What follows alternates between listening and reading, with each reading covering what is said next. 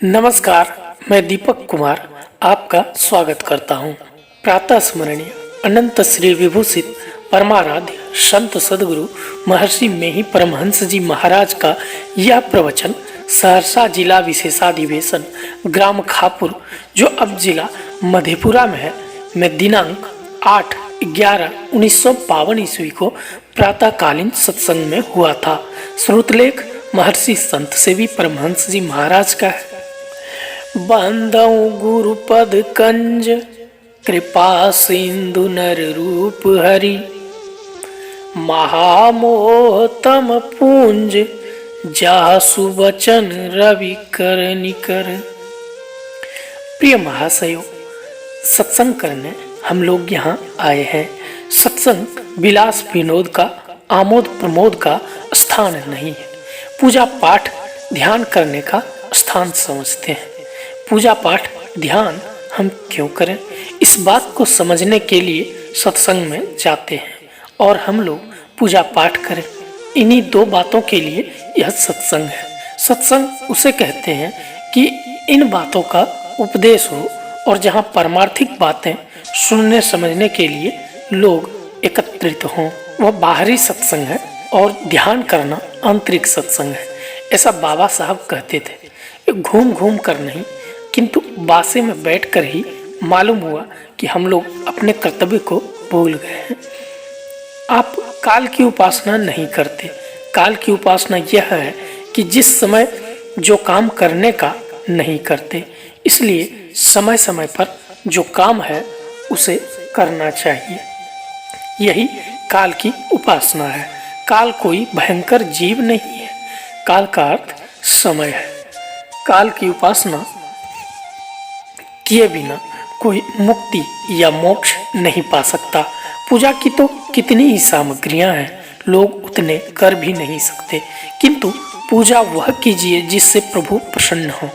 कबीर सोया क्या करे, जागन की कर चौंप, ये दम हीरा लाल है, गिन गिन गुरु को सौंप। गुरु का अर्थ यहाँ परमात्मा है। गुरु का अर्थ बहुत गंभीर है।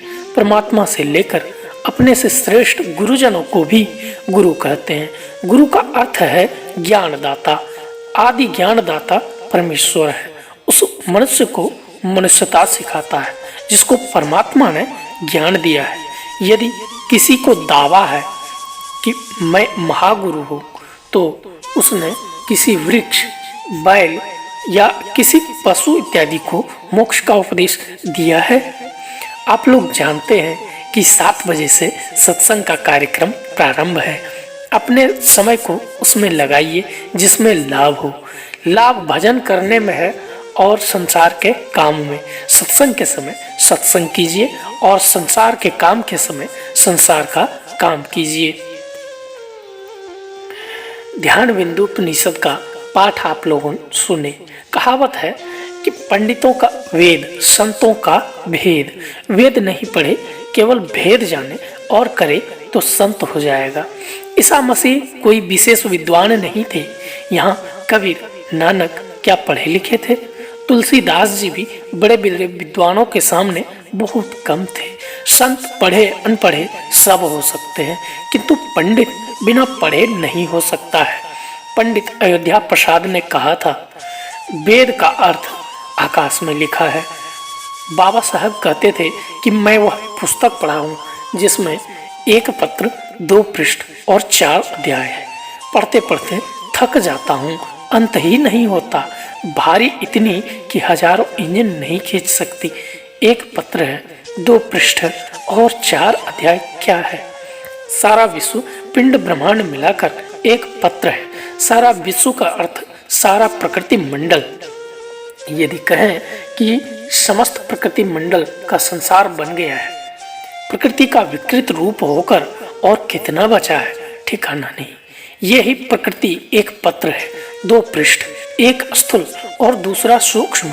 अंधकार, प्रकाश, शब्द, निःशब्द, ये 4 अध्याय हैं। यह पढ़ो, गुरु महाराज कहे थे। 1901 ईस्वी की जुलाई में मैं सत्संग में सम्मिलित हुआ था। धरती पर के किसी विश्वविद्यालय में यह पढ़ाई नहीं होती है। कोई प्रोफेसर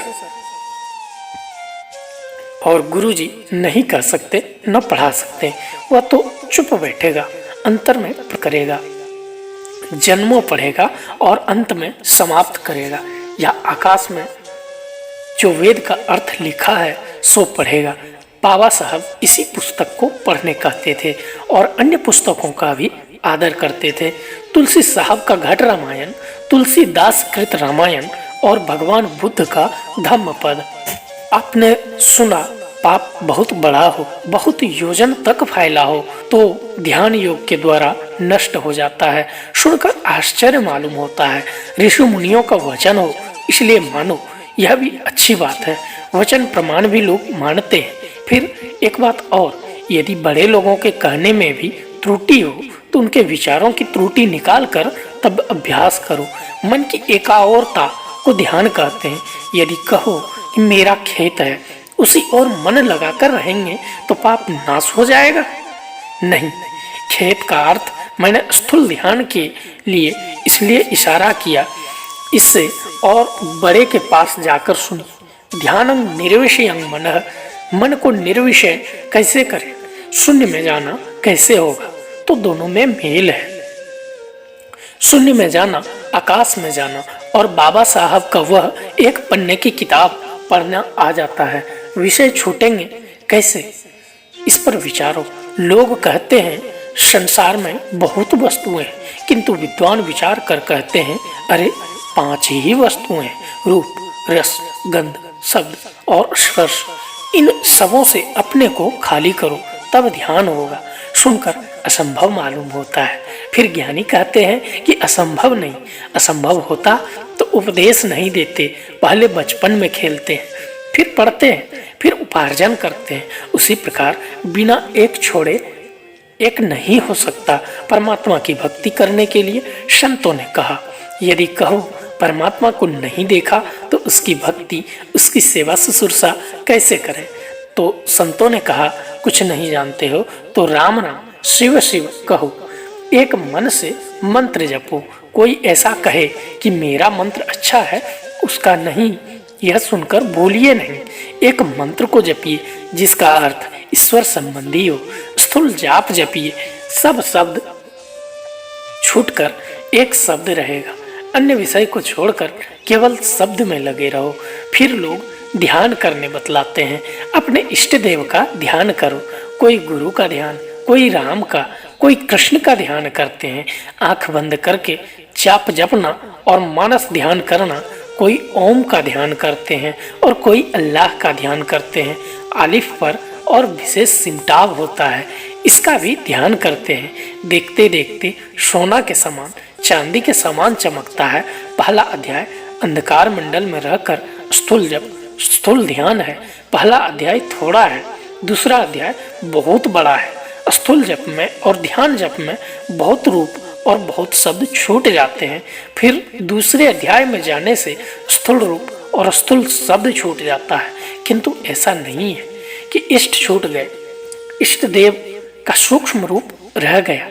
इसको मोटी आंखों से नहीं, सूक्ष्म आंखों से देखेंगे। वहाँ स्थूल कान भी नहीं। जहाँ स्थूल आंख है वहीं स्थूल कान है। उसी प्रकार जहाँ सूक्ष्म दृष्टि है वहीं सूक्ष्म श्रवण भी है। तब स्थूल रूप नाम को नहीं देख सकेंगे। सूक्ष्म दृष्टि और सूक्ष्म श्रवण से सूक्ष्म रूप और सूक्ष्म शब्द को सुनोगे। तब सुंदरदास जी का यह वचन आएगा, श्रवण बिना धुनि सुने, नयन बिनु रूप निहारे, रसना बिनु चरे, प्रशंसा बहु विस्तारे, नृत्य चरण बिनु करे, हस्त बिनु ताल बजावे, अंग बिना मिली संग, बहुत आनंद बढ़ावे, बिनु शीस नवे जहाँ सेव्य को, सेवक भाव लिए रहे, मिली परमात्म सो आत्मा, पराभक्ति सुंदर कहे। गोस्वामी तुलसीदास जी भी कहते हैं, श्री गुरु पद नख मणिगण ज्योति, सुमिरत दिव्य दृष्टि होती।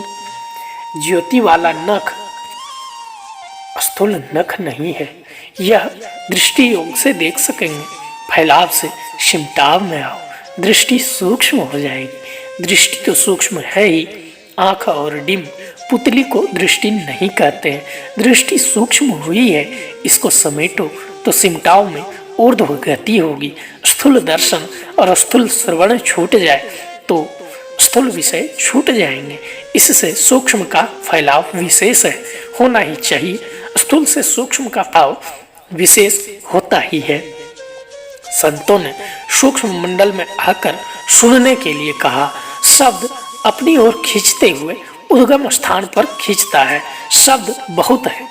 हाथरस निवासी संत तुलसी साहब कहते हैं, सूरत शिरोमणि घाट गुमठ मठ मृदंग बजाय रे, किंगरी बीन शंख शहनाई बंक नाल की बाट, चितवत चाट खाट पर जागी सोवत कपट कपाट, मुरली मधुर झांझ झनकारी रंभा नचत बैराट, उड़त गुलाल ज्ञान गुण गांठी भर भर रंग रस माट, गाय गैल सैल अनहद की उठे तान सुर ठाट, लगन लगाई जाई सोई समझी सुरती सैल नभ फाट, तुलसी निरख नैन दिन राती पल पल पहर आठ, यही विधि सैल करे निशिवासर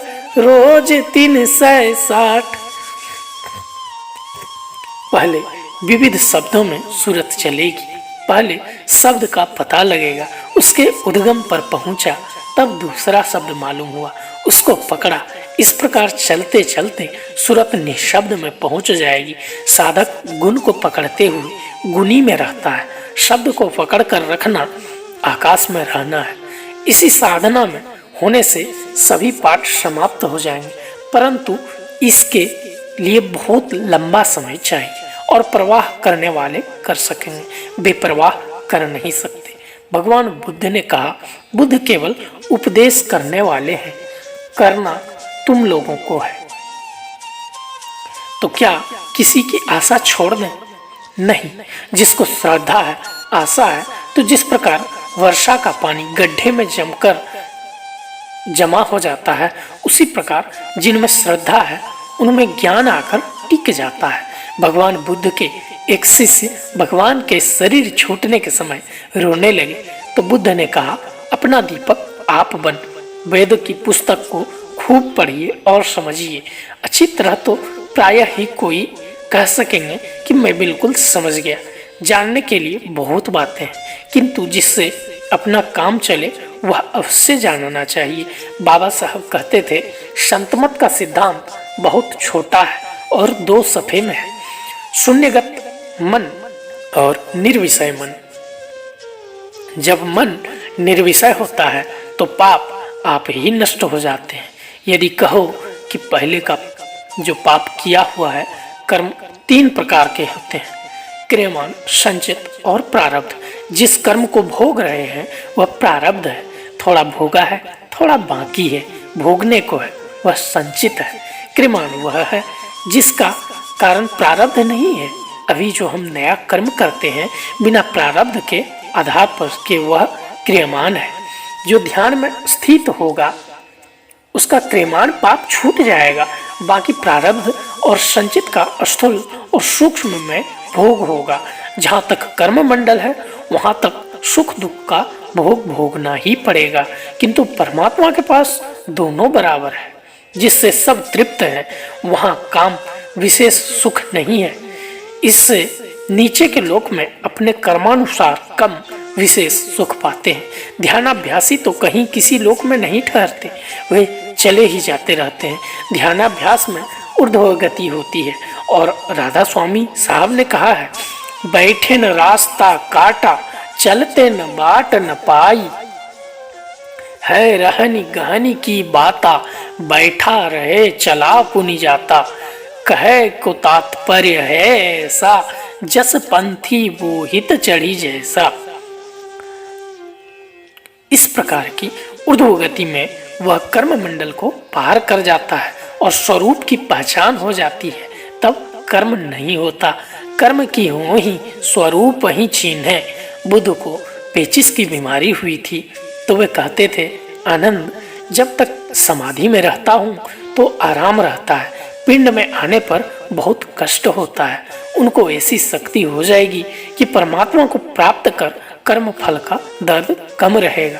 जैसे किसी को क्लोरोफार्म सुंघा दिया जाए तो चीर फाड़ के समय उसे दर्द महसूस नहीं होता, बिल्कुल नष्ट तो नहीं होगा, दुख कम हो जाएगा। इसके लिए बीजाक्षरं परं बिंदुम है। कहा, बिंदु परिभाषा के अनुकूल हो। यह बिंदु हाथ से नहीं पकड़ सकते। सूक्ष्म मंडल में प्रवेश होने से बाबा साहब का दूसरा अध्याय प्रारंभ होगा। इस बिंदु को धारण करने से नाद प्राप्त होता है। एक ही श्लोक में सब बात आ गई। यदि मोटे में समझो तो मूल ध्यान गुरु रूप है, मूल पूजा गुरु पांव, मूल नाम गुरु वचन है, मूल सत्य सतभाव। फिर दूसरे अध्याय में गगन मंडल के बीच में तावा झलके नूर, निगुरा महल न पावई पहुँचेगा गुरुपुर। नैनों की करी कोठरी पुतली पलंग बिछाए, पलकों की चिकडारी के पिय को लिया रिझाए। कबीर कमल प्रकाशिया उगा निर्मल सूर, रैन अंधेरी मिट गई बाजे अनहद तूर। आंख डिम, पुतली स्थिर रखो। आंख बंद करने से कोई कष्ट नहीं है, बल्कि विशेष देर तक आंख खोलकर देखने से कष्ट होता है। बाह्य जगत के सूर्य में तो गर्मी है, किंतु उस अंतर के सूर्य में शीतलता है, जिससे काम क्रोधादिक सब विकार दूर हो जाएंगे, ज्ञान विज्ञान बढ़ जाएंगे, पिंड ब्रह्मांड का प्रत्यक्ष दर्शन ज्ञान होगा। केवल वचन ज्ञान नहीं, बाबा नानक की वचन में सुने तो सागर माही बूंद, बूंद मही सागर कवन बूझे विधि जाने, उतभुज चलत आपी करी चीने, आपे ततु पछाने। ऐसा ज्ञान विचारे कोई, तिसते मुक्ति परम गति होई। दिन मही रैनी रैनी मही दीनी, अरूसन सीति विधि सोई। ताकि गति मति अवरु न जाने, गुरु बिन समझ न होई। पूरख मही नारी, नारी मही पुरखा, बूझऊ ब्रह्म ज्ञानी। धुनि मही ध्यान, ध्यान मही जानिया, गुरुमुखी कथ कहानी। मन मोहि ज्योति, ज्योति मही मनुआ, पांच मिले गुरु भाई। नानक तिन के सद बलिहारी, जिन एक सब दिली बुलाई। आप संसार में रहते हैं तो देखते हैं कि बाहर ब्रह्मांड में यह पिंड है, किंतु यदि अपने पिंड में प्रवेश कर देखिए तो देखिएगा पिंड में ब्रह्मांड है। दिन में रात, रात में दिन, गर्मी में सर्दी, सर्दी में गर्मी करने को कहा। दोनों धारों को मिलाकर ठहरा कर रहो। बिना गुरु के इसका बोध नहीं होता। पुरुष में नारी, नारी में पुरुष का मतलब ब्रह्म में प्रकृति और प्रकृति में ब्रह्म व्यापक है। मन के अंदर ज्योति है, ज्योति में मन को रखो तो उस नाद को प्राप्त करोगे। पंच सहायक गुरु भाई मिलेंगे। बिना निधिध्यासन के स्थिरता नहीं आती। विचार ज्ञान बिजली के समान है, पढ़ने सुनने करने के लिए प्रेरणा करता है। इसलिए पढ़ो, सुनो और करो। अंत समय में कुछ काम नहीं आवेगा। गपसप, विचार ज्ञान, लेक्चर झाड़ना किस काम का। हमको तो गीता का यह श्लोक बड़ा मीठा मालूम होता है। प्रयाण काले मनसा चलेन, भक्ता युक्तो योग बलेन चैव, ब्रोर मध्ये प्राणमावेश्य, सम्यक स तं परं पुरुषमुपैति दिव्यम। भक्ति योग पुरुष अंत काल में भी योग बल से भ्रिकुटी के मध्य में प्राण को अच्छी प्रकार स्थापना करके फिर निश्चल मन से स्मरण करता हुआ उस दिव्य स्वरूप परम पुरुष परमात्मा को ही प्राप्त होता है। समाप्त। श्री सद्गुरु महाराज की जय।